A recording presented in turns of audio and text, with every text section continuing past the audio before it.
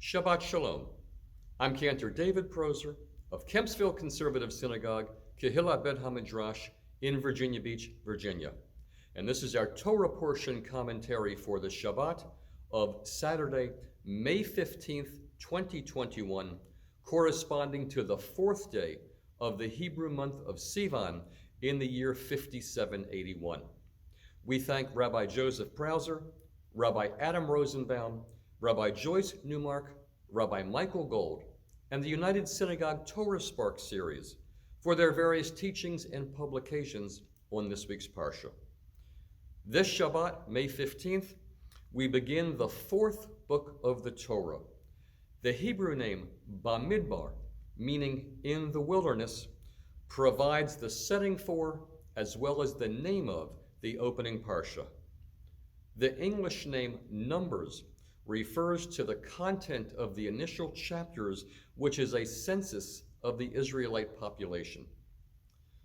The confluence of the counting of a census in this week's Parsha with our current counting of the Omer is not lost on us as we come to the last few days of the Omer, counting off the days leading to Shavuot, beginning Sunday evening. I'll speak more on that later. Parshat Bamidbar begins on page 769 of the Eitz Chaim Chumash and page 568 of the Hertz. Having occupied ourselves with the details of priestly purity and ritual, we now turn our attention to the Israelite wanderings in the desert. God orders Moshe to take a census of the men of military age 20 years and older, so that they can prepare for the possibility of warfare or other obstacles as they are about to begin their journey through the wilderness to the promised land. Excluding the tribe of Levi, there are 603,550 Israelite men of military age. We can estimate that if the women, the children, and the tribe of Levi were counted, there would be approximately 2 million people. When we consider that it has just been 5 generations since Jacob and his family went to Egypt with 70 people, we sense the great success of the people of Israel in the realm of reproduction. We might also understand why Egypt was so frightened of the Israelites' increasing numbers. It appears that God's promise to Abraham, "I will make of you a great nation," has been fulfilled.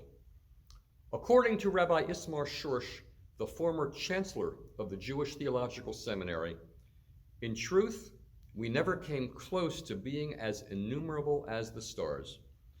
The paucity in our numbers drives us to take comfort in the profusion of quality, as we should, for never have so few influenced so many.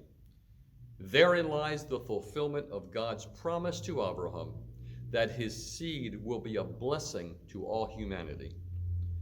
The Levites, who are to take the place of the firstborn sons of each family who are dedicated to God, are placed in charge of the tabernacle's assembly and transportation when the people travel. This sets up their unique role in service to the Mishkan and the spiritual life of the nation. Still, they are to remain subordinate to the priestly line, of which Aharon was the founder and progenitor.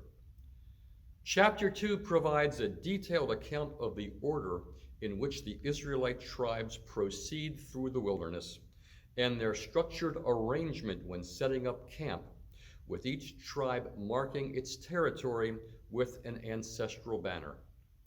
The tribes are told to camp in a square surrounding the Mishkan, the tabernacle, with 3 tribes on each side, and the Levites are to be encamped in the middle, closer to and surrounding the tabernacle. Another census counting all the male Levites from the age of 1 month finds some 22,000. The number is recorded by ancestral house and by clan. A second census of the tribe of Levi counting men between 30 and 50 years old, is taken to calculate the workforce that would be assigned various tasks, including carrying the tabernacle throughout their journey. Specific duties are assigned to each Levitical clan. Similarly, the duties of Aharon and his priestly line in maintaining and preparing the sacred accoutrements and ritual objects within the tabernacle are also listed. The Parshat also includes the procedure that God outlines to Moshe to redeem the Israelite firstborn sons, whose obligation to serve in the tabernacle has now been transferred to the Levites.